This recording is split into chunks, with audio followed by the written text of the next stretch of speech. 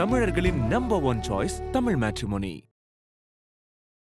இயற்கையான டேட்ஸ், பாதாம், பிஸ்தா, கேஷு அண்ட் ஹனி கொண்டு தயாரிக்கப்பட்ட lion date nut bites. Thirukailaya Manasarovar Yatra 2026 அடியார்கள் அனைவரையும் சிவம் யாத்ரா சார்பாக அன்புடன் அழைக்கிறோம்.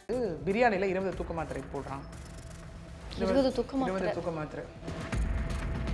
லக்ஷ்மி மாதுரி அப்படிங்கிறவங்க வந்து ஒரு அவங்க கத்துற ஒரு அலறல் சவுண்ட் வந்து கேட்குது அக்கம் பக்கத்தினருக்கு.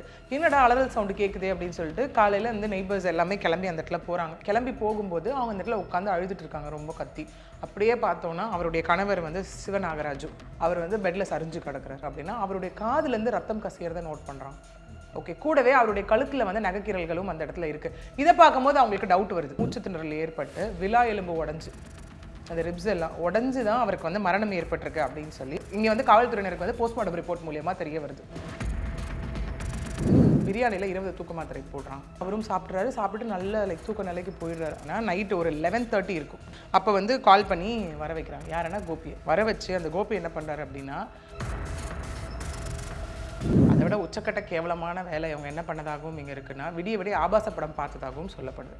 ஓகே, பார்த்துட்டு அதுக்கப்புறம் என்னென்னா காதில் ரத்தம் வந்ததாக இருக்கட்டும், இல்லை நகைக்கீரலாக இருக்கட்டும், அதெல்லாம் கண்டுபிடிக்கப்படலைன்னா என்ன இருக்கும், இவர் இறந்துருப்பார். இது ஒரு நேச்சுரல் டெத்தாக மாறி இருக்கும். கோபி வந்து வாழ்க்கை கொடுத்த ஒரு மனிதராக இந்த இடத்துல மாறி இருப்பார். இன்வெஸ்டிகேஷன் இப்போ ஸ்டார்ட் பண்ணியிருக்காங்க. ஓகே, இப்போ இன்னொன்று என்ன அப்படின்னா, காவல்துறையினர் வந்துட்டு இவங்களை அரெஸ்ட் பண்ணியிருக்காங்க. கோபி வந்து தலைமறைவாக இருக்கார். இப்போ வந்து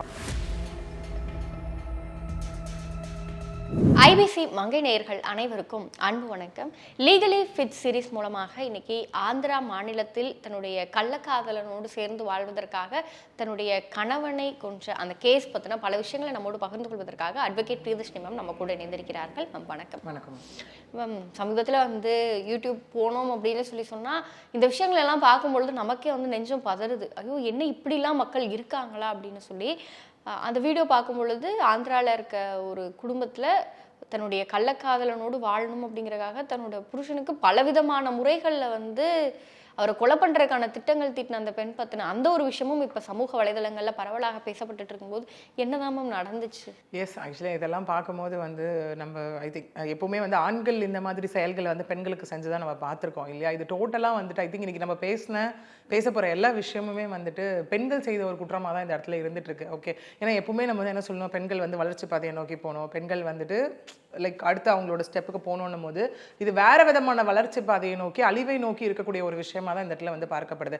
அகெயின் அந்த எக்ஸ்ட்ரா மேரிட்டல் அஃபேர் அப்படிங்கிற ஒரு விஷயம் எந்த எக்ஸ்ட்ரீமுக்கு வேணால் கொண்டுட்டு போகும் அப்படிங்கிறதுக்கு நமக்கு வந்து இந்த வீக்கில் வந்து ரிப்போர்ட் ஆனால் 2 இன்சிடென்ட் வந்து நமக்கு வந்து பொருந்தும். ஆக்சுவலி ஒன்று கேரளா மாநிலம், இன்னொன்று வந்து ஆந்திர மாநிலம் அப்படியே திருப்புறோம் அப்படின்னா.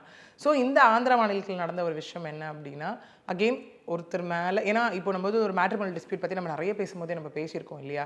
ஓகே, ஏன்னா ஒரு எக்ஸ்ட்ரா மேரிட்டல் அஃபேர் வந்து எந்த அளவுக்கு அவங்க லைஃப்பில் வந்துட்டு ரோல் ப்ளே பண்ணுது, அதாவது அவங்களுக்குள்ள இருக்க விஷயமா இருக்கட்டும், சைக்கலாஜிக்கலாகவும் அந்த குழந்தைங்களையும் அது எந்த அளவுக்கு பாதிக்குது அப்படிங்கிறத பற்றியும் நம்ம தொடர்ச்சியாக பேசிக்கிட்டு தான் இருக்கோம் இல்லையா? ஸோ அகெயின் இந்த கேஸை பொறுத்த வரைக்கும் பார்த்தோம் அப்படின்னா, ஆந்திர மாநிலத்தில் சிலுவூர் அப்படிங்கிற பகுதியில் வந்து நடந்த ஒரு விஷயமா தான் இருக்குது. 18ஆம் தேதி விடிய காலையில் வந்து லக்ஷ்மி மாதுரி அப்படிங்கிறவங்க வந்து ஒரு அவங்க கத்துற ஒரு அலறல் சவுண்டு வந்து கேட்குது அக்கம் பக்கத்தினருக்கு.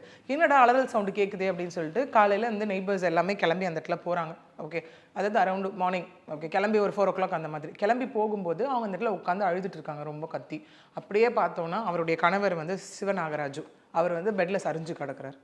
ஓகே, என்னென்னு எல்லாரும் வந்து சுற்றி இருக்கவங்க எல்லாருமே கேட்கும் போது அவங்க இங்கே சொல்கிறது என்ன அப்படின்னா, நெஞ்சு வலின்னு சொன்னார், மயக்கப்பட்டு அப்படியே விழுந்து இறந்துட்டாரு அப்படின்றது அவங்க சொல்கிற விஷயம். ஸோ அக்கம் பக்கத்தினர் எல்லாம் என்ன பண்ணுறாங்க, சரி ஓகே மயக்கமாயிட்டு நெஞ்சு வலி இறந்துட்டாருன்னு. இதே ஒரு சஸ்பீஷியஸ் டெத்துன்னு எல்லாருக்கும் தெரிஞ்சிருந்தா அடுத்த கட்டத்தை நோக்கி போயிருப்பாங்க. இங்கே நெய்பர்ஸோ எல்லாருமே என்ன பண்ணுறாங்க அப்படின்னா, ஓகே ஹார்ட் அட்டாக் போல் அவர் இறந்துட்டார் அப்படிங்கிற மாதிரி இறுதி சடங்குக்கெல்லாம் ஏற்பாடு பண்ணுறாங்க. இறுதி சடங்குக்கெல்லாம் ஏற்பாடு பண்ணிவிட்டு அப்போ வந்து அவருடைய இவங்களுடைய உறவினர்கள் எல்லாரும் வராங்க, கூடவே நண்பர்கள் எல்லாரும் வராங்க. வரும்போது தான் ஒரு விஷயத்தை நோட் பண்ணுறாங்க. என்ன நோட் பண்ணுறாங்க அப்படின்னா, அவருடைய காதுலேருந்து ரத்தம் கசியறதை நோட் பண்ணுறாங்க. ஓகே, கூடவே அவருடைய கழுத்தில் வந்து நகைக்கீரல்களும் அந்த இடத்துல இருக்குது. இதை பார்க்கும்போது அவங்களுக்கு டவுட் வருது எல்லாருக்கும், இது என்ன இந்த மாதிரியான ஒரு விஷயங்கள் இருக்குது, இது வந்து ரொம்ப நேச்சுரலாக தெரியலையே அப்படின்னு சொல்லிட்டு அவங்க என்ன பண்ணுறாங்க அந்த இடத்துல அப்படின்னா, இது ஏதோ வந்து சந்தேக மரணமாக இருக்குது, அதாவது இந்த இடத்துல வந்துட்டு ரொம்ப சஸ்பீஷியஸ் டெத்தாக இருக்குது அப்படின்னு சொல்லிட்டு இம்மீடியட்டாக என்ன பண்ணுறாங்க அப்படின்னா டுகிராலா போலீஸ் ஸ்டேஷனுக்கு வந்து இன்ஃபார்ம் பண்ணுறாங்க. இந்த மாதிரி ஒரு விஷயம் நடந்துருச்சு, ரொம்ப சஸ்பீஷியஸாக இருக்குது எங்களுக்கு அப்படின்னு சொல்லி உடனே அவங்க போலீஸாரங்க வந்து என்ன பண்ணுறாங்க அப்படின்னா அந்த உடலை வந்து கைப்பற்றி பிரேத பரிசோதனைக்கு வந்து அனுப்பப்படுது. முதல்ல சஸ்பீஷியஸ் டெத்னாலே நமக்கு போஸ்ட்மார்ட்டம் ரிப்போர்ட் வச்சு தான் நமக்கு என்னங்கிறது தெரிய வரும் இல்லையா. ஸோ அதுக்கப்புறம் பார்த்தோன்னா போஸ்ட்மார்ட்டம் ரிப்போர்ட்டும் வருது. அது வரைக்கும் யாருக்குமே டவுட் வராதுல்ல. இப்போ இதில் தானே நிறைய பேர் எஸ்கேப் ஆக வந்து திட்டம் போடுறது. ஓகே, ஹஸ்பண்ட் ஒய்ஃபோ ஒய்ஃப் ஹஸ்பண்டோ இந்த மாதிரி வந்து நடக்கும்போது நமக்கு நம்ம மேலே சந்தேகம் வராது அப்படிங்கிற ஒரு விஷயம். இவங்களும் அந்த ஒரு பாயிண்ட்டில் வச்சு தான் ஹார்ட் அட்டாக்னு சொல்லி எஸ்கேப் ஆகணும் அப்படின்னு ட்ரை பண்ணியிருக்காங்க. ஓகே, பட் போஸ்ட்மார்ட்டம் ரிப்போர்ட்டில் என்ன வந்திருக்கு அப்படின்னா மூச்சு திணறல் ஏற்பட்டு விலா எலும்பு உடஞ்சி அந்த ரிப்ஸ் எல்லாம் உடஞ்சி தான் அவருக்கு வந்து மரணம் ஏற்பட்டிருக்கு அப்படின்னு சொல்லி இங்கே வந்து காவல்துறையினருக்கு வந்து போஸ்ட்மார்ட்டம் ரிப்போர்ட் மூலியமாக தெரிய வருது. ஓகே, உடனே இங்கே அடுத்தது என்ன ஆகுது அப்படின்னு பார்த்தோன்னா அடுத்தது யாரை நோக்கியான விசாரணை இருக்கும் அப்படின்னு பார்த்தா மனைவி வந்து லக்ஷ்மி மாதிரியை நோக்கி தான் விசாரணை போகுது அந்த இடத்துல. ஓகே, அவங்க கேட்குறாங்க, நீங்கள் என்னமோ மயக்கம் வந்துச்சு ஹார்ட் அட்டாக்குன்னு சொல்லி சொல்கிறீங்க, என்ன இந்த மாதிரியான ஒரு விஷயங்கள் வருது அப்படின்னு சொல்லும்போது அப்புறம் தான் உண்மை தெரிய வருது. என்னென்னா லைக் எக்ஸ்ட்ரா மேரிட்டல் அஃபேருக்காகத்தான் இந்த விஷயம் வந்து நிகழ்த்தப்பட்டிருக்கு அப்படிங்கிற ஒரு விஷயம் வந்து தெரிஞ்சது.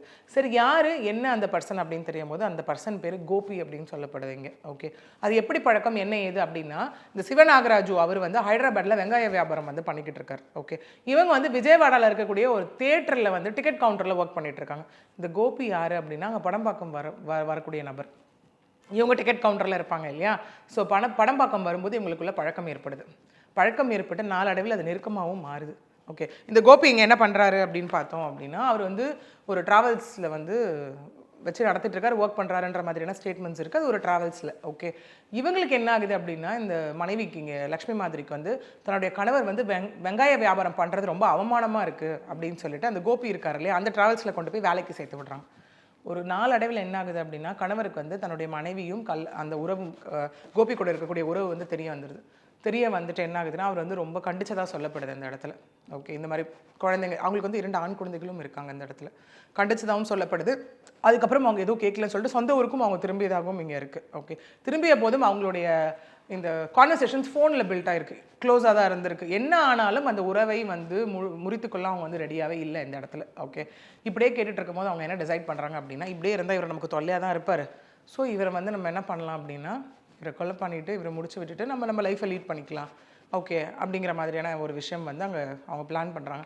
பிளான் பண்ணும்போது தான் என்ன ஆகுதுன்னா சம்பவத்துக்கு முன்னாடி நாள் வந்து பிரியாணியில் 20 தூக்க மாத்திரை போடுறாங்க. 20 தூக்க மாத்திரை. அது எதில் போயிட்டு எதாவது சொல்லி எதில் இப்போ எதை சாப்பிடவும் எதை குடிக்கவும் ஐ திங்க் ஒரு காலகட்டத்தில் பெண்கள் இதே மாதிரி பண்ணிட்டு இருந்தால் ஆண்களுக்கு பயம் வந்துரும்னு நினைக்கிறேன். ஓகே, இந்த மாதிரி சம்பவங்கள் நடக்கிறதுனால தான் நிஜமாவே பாதிக்கப்படுற பெண்களும் வந்து வெளியில் தெரியாமல் போடுறாங்க இல்லையா. ஸோ 20 தூக்க மாத்திரை போடுறாங்க பிரியாணியில். அவரும் சாப்பிட்டு நல்ல தூக்க நிலைக்கு போயிடுறாரு. 20 தூக்க மாத்திரைன்னும் போது தூக்க நிலைக்கு போயிடுறாரு. இவங்க என்ன பண்ணுறாங்க அப்படின்னா நைட்டு ஒரு 11:30 இருக்கும். ஓகே, அப்போ வந்து கால் பண்ணி வர வைக்கிறாங்க. யாருன்னா கோபியை வர வச்சு அந்த கோபி என்ன பண்ணுறாரு அப்படின்னா அவரோட மேலே ஏறி உட்காந்து ஓகே அடித்ததாக சொல்லப்படுது. அதில் தான் இந்த ரிப்ஸ் உடஞ்சிருக்கணும், விலா எலும்பு வந்து அதில் தான் வந்து உடஞ்சிருக்கணும். ஓகே, கழுத்தை நெரித்து அந்த தலகாணியை வச்சு அமுக்கி தான் வந்து இங்கே சொல்லியிருக்காங்க. ஓகே, கூடவே இவங்க என்ன பண்ணியிருக்காங்கன்னா அந்த சம்பவத்தை செஞ்சுட்டு கோபி அங்கேருந்து கிளம்பி போயாச்சு.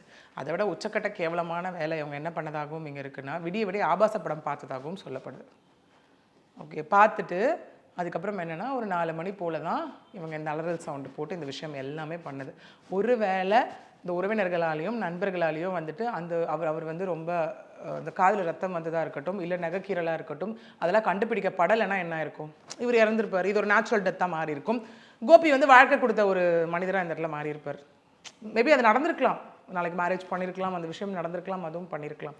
So as of now police வந்துட்டு அவங்க லக்ஷ்மி மாதிரி அரெஸ்ட் பண்ணி ஃபர்தர் இன்வெஸ்டிகேஷன்ஸ் வந்து இப்போ போய்கிட்டு இருக்கு.